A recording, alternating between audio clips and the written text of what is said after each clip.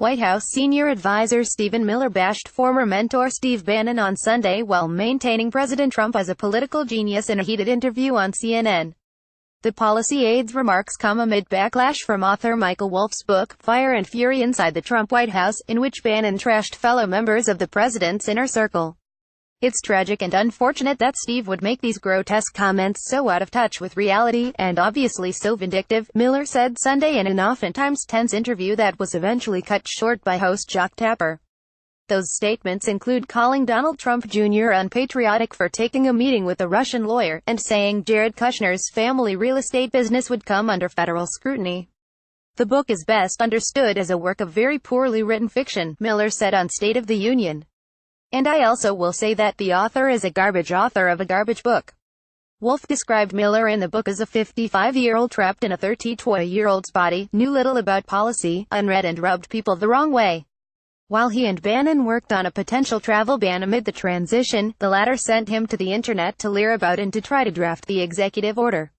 Nicholas FBGT images, but Miller on Sunday doubled down on the White House line that Bannon had little to do with Trump's presidency, particularly the controversial travel ban.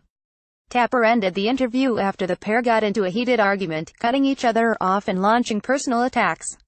Miller took several shots at CNN's credibility when asked policy questions, while Tapper implied Miller wasn't trying to speak to the American people, only to Trump. "There is one viewer that you care about right now," he said, adding, "I think I've wasted enough of my viewers' time." The commander-in-chief appeared to be tuned in, too. Jake Tapper of fake news CNN just got destroyed in his interview with Stephen Miller of the Trump administration.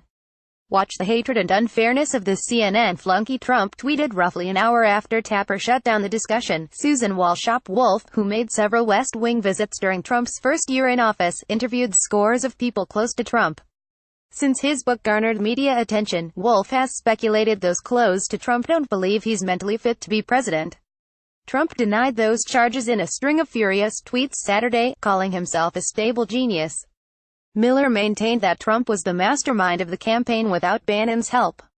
"The reality is that the president is a political genius who won against a field of 17 incredibly talented people, who took down the Bush dynasty, who took down the Clinton dynasty," he said. He also called Trump a self-made billionaire, although the president has admitted he made his first real estate investment with a $1 million loan from his landlord father, but reports indicate the amount could have been higher. Getty images. The New York Times reported last week that Miller helped craft an early draft of the president's letter to fire FBI Director James Comey in early May. The letter, which special counsel Robert Mueller's team now has, noted in the first sentence that his ongoing Russian collusion probe is fabricated and politically motivated. Asked about the draft missive on Sunday, a fiery Miller noted the final version stated up high that Comey's abrupt firing had nothing to do with the Russia investigation. "It was a disclaimer," he said. "It appeared in the final version of the letter that was made public." Trump, in a May interview with NBC News after Comey's firing, signaled he was upset about the Russia probe. "And in fact, when I decided